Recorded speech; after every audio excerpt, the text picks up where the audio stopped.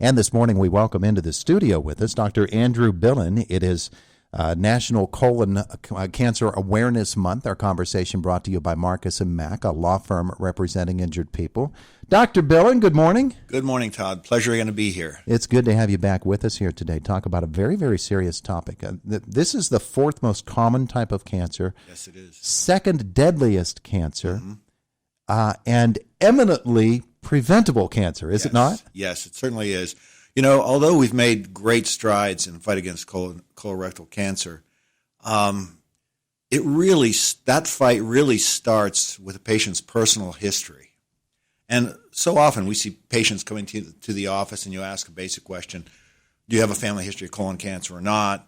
And then we move on from there. But we need to be focusing greater detail on which members had polyps removed. Have they had polyps removed? Patients had polyps removed. What types of polyps? Because that really helps the physician guide the patient in moving forward with what type of testing and how often it should be done. And there's no one test that's a silver bullet.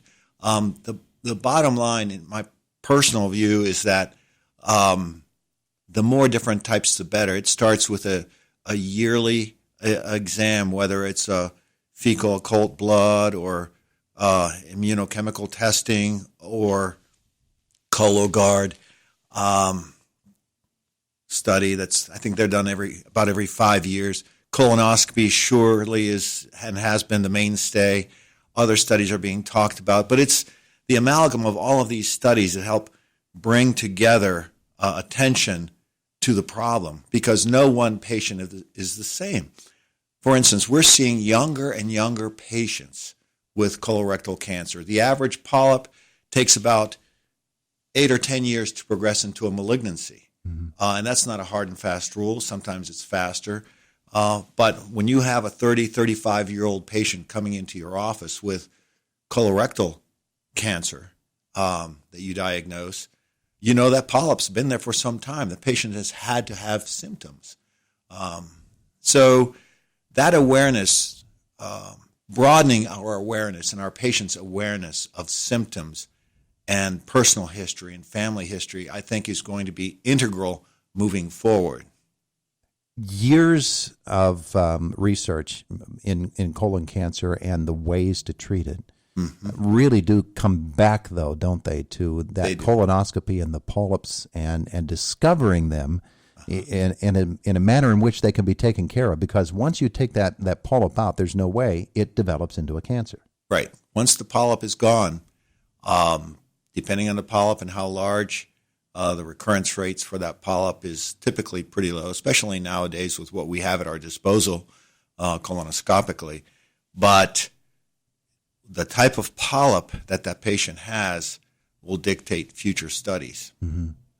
It's very important that patients become more aware of their care and part of their care and more proactive in their care. Inflammatory early childhood radiation therapy, inflammatory bowel diseases. Race matters. Native American Indians have a much greater risk of developing colon cancer. African Americans, much greater. So those ages to start screening are lower, 40 to 45 years of age. I think most people are doing 45. Yeah. It used to be that they were recommending age 50 is when you should have your first colonoscopy. Now they've moved that up. I'm sure the research is going on. Why is colon cancer becoming so evident so much earlier in a person's life? That is the million-dollar question. Most people, most scientists believe it's a multifactorial issue. Why are younger people getting it? Is it a genetic timeline issue? Is it stress? Is it dietary habit? Most physicians feel that it's a culmination.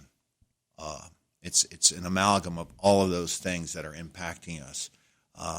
Pesticides, the environment, stress, alcohol, and certainly this latest delaying in diagnosis most recently will affect us. It doesn't necessarily mean anything about younger people getting it. Yeah. But what we are going to be seeing, and what most physicians are currently most concerned about, is the delay in diagnosis that has occurred, not only in colorectal cancer, but in breast, prostate, and so on, because of the fear of which has really gone to the wayside. Yeah, well, that's one of the major scary things about colon cancer, as you said, any of the other conditions that we have, is that in this past year with the pandemic and with all of the different measures that have been put in place, that there's the idea that it's not safe to go get the basic things done that normally you would do, to put off your health care, and it's such a bad idea. And I think the emphasis really needs to be throughout the entire medical industry. It is time to get back and to start taking care of your health again, because it is completely safe and it is so necessary. You're really running a terrible risk if you put off this type of health care. I can't emphasize enough how important it is not to delay testing. It is safe to come back. It has been safe for some time. It's natural for there to be a lingering concern amongst the population, but hospital employees are screened vigorously, tested, vaccinated. It is safer to come into the hospital to care for a screening issue than it is to go to the grocery store or to Walmart or to gather in large places. Although that we are also understanding that this risk is also waning. But more than ever, it's time to come back. The dangers are not there, and delaying a diagnosis will impact patients severely. Yeah. We are trying to avoid an operation. We're trying to avoid a diagnosis of colon cancer. Yeah. Delaying that is not part of the equation.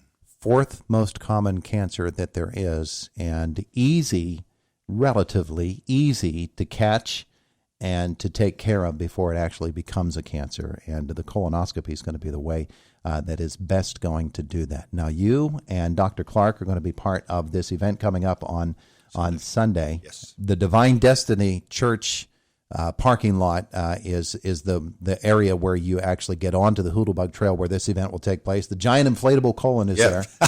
Even I'm eager to see it. but see, it's not a whole colon, so maybe we should call it the giant inflatable semicolon. But folks can come and they can walk on the trail. They can examine this thing that they're going to be walking through. But more importantly, afterward, you and Dr. Clark are going to do a virtual chat with folks and explain to them about colon cancer, the risks, the dangers, the treatments. You're going to cover this topic. Yes, we will. We look forward to a nice day, a fun day, and one that's active and information filled. Yeah, absolutely. So folks can do that. They can go. Don't have to pre-register ahead of time. Be nice if they did, but you don't have to. Just show up. 2:00 is the time. And I said Divine Destiny parking lot. It's actually the parking lot right next to it. So that's the easy access point to get onto the Hoodlebug Trail where this event will take place. And so we're really looking forward to coming up on Sunday. The weather is going to be spectacular for it. It's going to be sunny and 60. Yeah. Finally, huh? Yeah. Just like today, sunny and in the 60s. You're going to have a great day for it coming up on Sunday.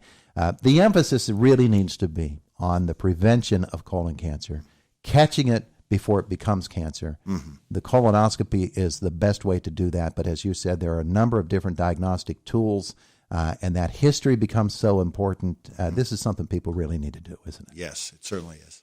Dr. Andrew Billon, thanks so much for coming in and visiting with us. Thank you once again. We appreciate it. It is the voice of Indiana County, WCCS 101.1 FM and AM 11.